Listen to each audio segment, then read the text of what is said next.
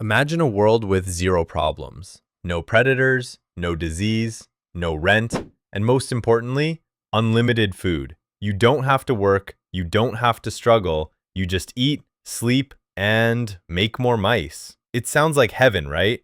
Well, it wasn't. It was a total disaster. Within a few years, this mouse heaven turned into a slaughterhouse. Moms ate their babies. The dads gave up on life to sit in the corner and stare at the wall. And a weird gang of mice obsessed with their hair took over society. This is the story of Universe 25, the experiment that proved that if you give everyone exactly what they want, they might just go crazy. Part 1. The Architect. Meet John Calhoun. John was a scientist in the 60s who looked at the world and thought, you know what we need? More mice. He built a giant tank, a 9-foot square metal box designed to be the ultimate luxury hotel for rodents. He called it Universe 25. It had climate control, it had unlimited food hoppers, and most importantly, it was completely predator-proof. Essentially, John created the suburbs. To start the party, he introduced 4 pairs of healthy mice. For the first few months, it was great. They did exactly what mice do when you give them unlimited snacks and privacy.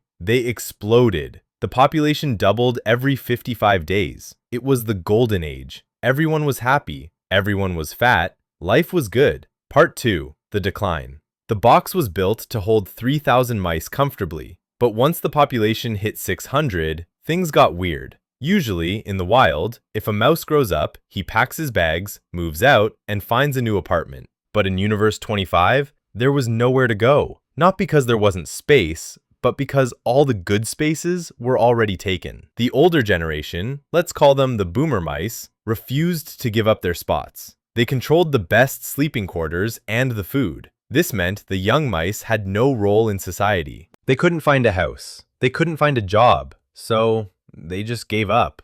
A weird class system formed. Male mice who couldn't find a territory gathered in the center of the box. They stopped fighting back. They just sat there, occasionally attacking each other out of pure boredom. Part 3. The Beautiful Ones. Meanwhile, the females were stressed out. Because the males stopped defending the nests, the moms had to become aggressive to protect their babies. Eventually, they became so aggressive, they started attacking their own babies. Motherhood vanished. And then, the weirdest group emerged. Calhoun called them the Beautiful Ones. These were male mice who tapped out of society completely. They didn't fight, they didn't try to mate, they didn't care about territory. All they did was eat, sleep, and groom their fur. They were perfectly healthy. Their coats were shiny, but they were socially dead. They were basically the first Instagram influencers. Part 4. The End. Here's the scary part. Even after the population dropped, and there was plenty of space again, the mice didn't recover. They had forgotten how to be mice. They didn't know how to court females. They didn't know how to raise babies.